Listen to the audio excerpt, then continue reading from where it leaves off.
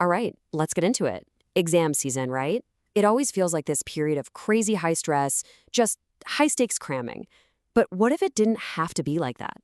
What if we could actually transform it? Turn the whole chaotic mess of preparation into a calm, effective, and repeatable ritual. Well, that's what we're going to break down here. How to reframe revision and mock exams to build not just knowledge, but a deep, earned confidence.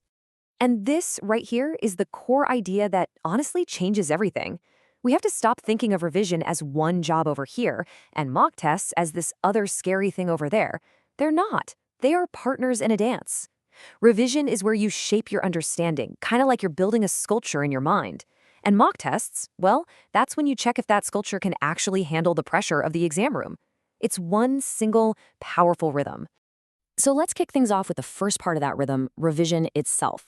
But listen, we're not talking about just mindlessly rereading your notes until your eyes glaze over. The goal is to go way beyond simple memorization and actually build a solid architecture in your mind, a structure you can walk around in, one that you can navigate easily, even when that clock is ticking down. Now, this is where it gets really interesting. Our brains, they're wired for stories, not for endless, boring bullet points. So instead of just trying to memorize a list of facts, try linking them together into a little narrative. A legal concept, it becomes a story about who wins and who loses. An economic model, it's a drama about choices and consequences. And when you do this, something amazing happens. Recalling information stops being this anxious hunt for a specific fact and just becomes you retelling a story you already know by heart. And this slide just perfectly lays out the difference between two totally different ways of doing things. You've got cramming. That's the all-nighter, right? The loud, frantic push that shoves information into a shallow part of your memory. It feels like you're doing a lot, but that knowledge, it just vanishes under stress. But then you have spaced revision. This is the durable build.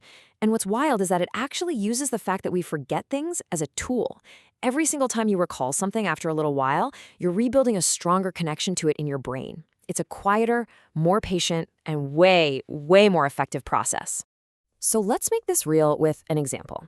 Just imagine you're a student, and you're facing this, a massive syllabus for a comparative politics class. You've got dozens of theorists, all with these complex overlapping ideas. The temptation is to try and just superficially memorize every single one, right? And it is completely overwhelming. But here's the brilliant approach she took. Instead of trying to cover everything, she focused on depth. She built just 3 core stories, weaving together the key theories with really strong examples and even counterexamples. See, she wasn't just collecting facts. She was creating a framework, a set of powerful narratives that made sense to her. And here is the payoff. On exam day, a really complex question comes up. Did she panic? Nope. She calmly reached into her mental toolbox, pulled out one of her core stories, and just stitched its insights right into her answer. She could write with this incredible authority because her knowledge wasn't some fragile list of names. It was a robust mental structure that she had built herself. Okay, so now let's switch gears and talk about the other half of our rhythm. We have got to stop thinking about mock tests as just practice. They are rehearsals. They're the stage where you test your knowledge, of course, but maybe more importantly, you practice the performance of taking an exam. Now, to make that rehearsal really work, you need what we call high-fidelity conditions. And all that means is making the mock feel as real as you possibly can. Same time of day, no phone, no music, the exact same pens you'll use on the day. Now, why does this matter so much? Because your body is learning just as your mind is. You're training your nervous system to be calm and familiar in that environment. So all the little stresses on the actual day, they won't throw you off your game. And this might just be the most important mindset shift you can possibly make. Stop treating a mock exam like a scoreboard, like it's some final verdict on how smart you are. Instead, you need to treat it like a compass. A bad score isn't a judgment. It is simply a useful signal. It's a piece of data that points you directly to the areas you need to work on. That's it. And this is where it all comes together. This is where the magic happens. It's where the two sides of our rhythm, the storytelling revision and the rehearsal mocks, combine to create this incredible, powerful feedback loop. You rehearse, you get the data from your compass, and then you use that feedback to make your revision smarter and way more targeted. So how do you actually do that? Here's a super practical ritual. After you run your mock, and this is key, spend just as much time analyzing it as you did taking it. Look for patterns. Were your introductions a bit weak? Did you totally run out of time on a certain type of question? Then you create these incredibly precise revision targets. So it's not just, I need to study Chapter 4, it's, I need to practice writing timed introductions for the essay questions from Chapter 4. See the difference? Now, as you're doing that analysis and figuring out what to target, there's a key number to keep in your head: 60%. What on earth could that possibly refer to? It's about the core material. See, in most subjects, about 60% of exam questions come from a set of foundational repeating concepts. The smartest strategy is to master this core 60% first. Make it absolutely rock solid. Then, you use your mock tests, your compass, to find and fill the gaps in the other 40%.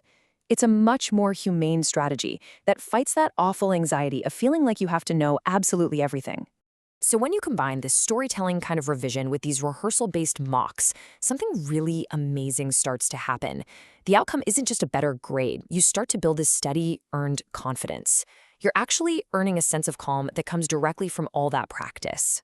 But let's be real. What happens when a mock goes badly and your confidence just gets shaken?